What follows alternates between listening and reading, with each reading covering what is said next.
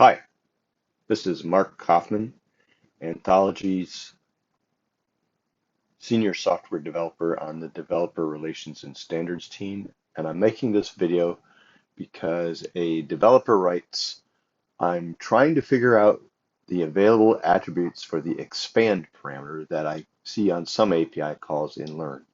I can't seem to find any documentation. Is there any documentation I can reference that outlines what expand parameters are available and which endpoints utilize them? So the answer lies within our Swagger documentation. What you want to do is go to developer.anthology.com, and let's start at the very beginning here. You go to developer.anthology.com and then you go to explore. And the first trick is to look at an endpoint. Let's say the user endpoint. Well, that's going to be down near the bottom, so we'll scroll down to the bottom. And let's say I want to get users. So if I look at users,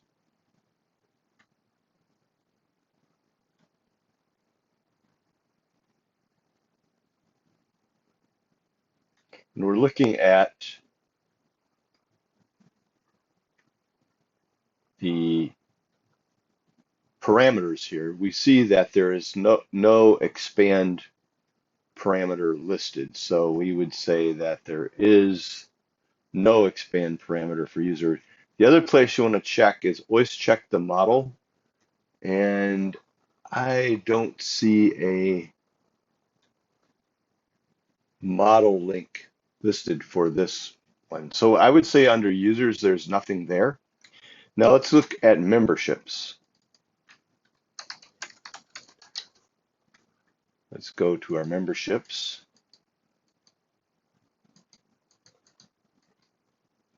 Course memberships. And let's look at the get.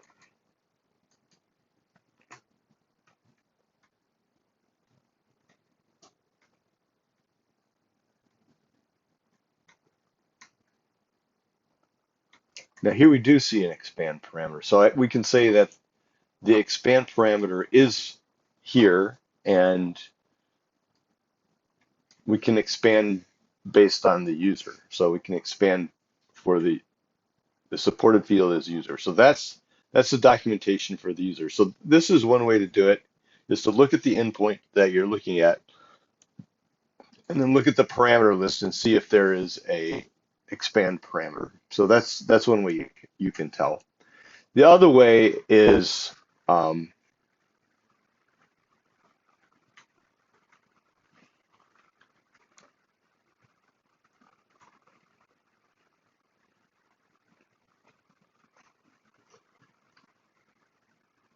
to look at the model. Here's the response model. Well, this is a response model. So there's not going to be an expand parameter there because that's not a parameter that you send.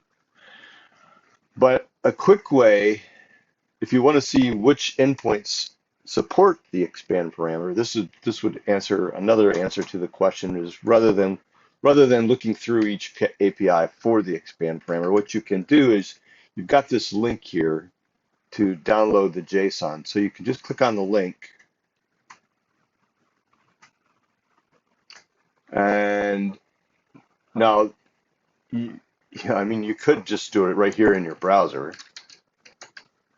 and you would see that, you know, this one has an expand parameter, and then we'd have to back up and see which one we're looking at. So content ID.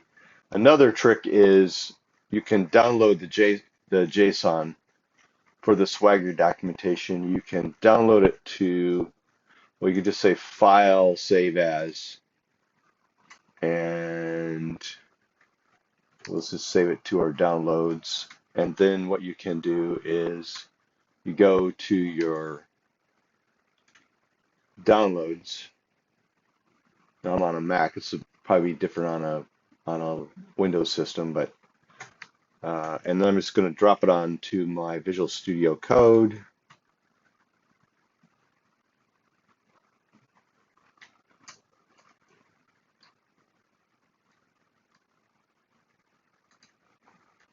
And now I've got it in my Visual Studio Code. So now I can go and do the same thing. I can do is find,